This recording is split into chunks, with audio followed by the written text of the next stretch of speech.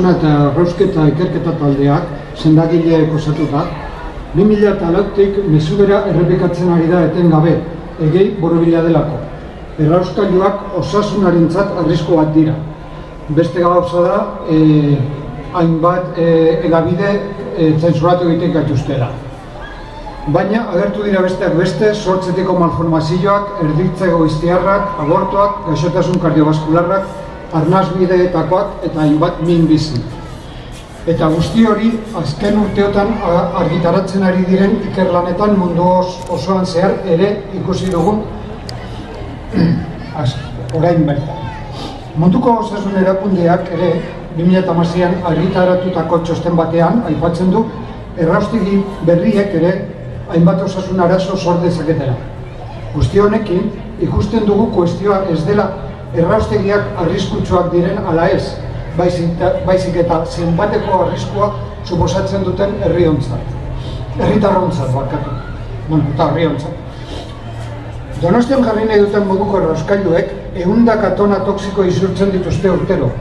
Eta isuritako milaka toksikoen artean, kopuru mugatu bat besterik ez da kontrolatzen, gehienetan era negargarrian.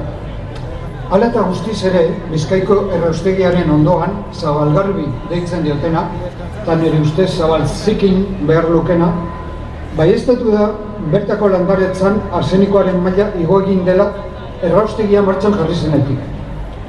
Denok dakigu arsenikoa posi gogorra dela, pelikuletan ere agertzen da, kantitaten imino bat azkira pertsona bat hiltza. Orduan, ez da zaila somatzea hori txarra dela osasunarentzat. Orduan, osasun eta ingurumen zailei adierazi diegu era formalean arseniko honen jatorria zehazteko beharra eta erantzunaren esperoan gaude. Bestaldetik, errauskailu hori Bizkaikoa ireki eta 10 urtera alegia kalteak agertzen hasten direnean, ikerlan epidemiologiko bat egingo zela adierazi zen.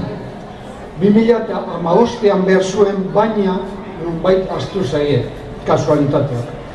Guztia horrengatik berriro eskatzen diegu politikariei beren lehentasunak berraztertzeko eta aurreneko lekuan hiritarren osasuna ezartzeko, irizpide politiko eta ekonomikoen gainetik osasuna baita hiritarroi gehien axola diguna. Eskerrik asko.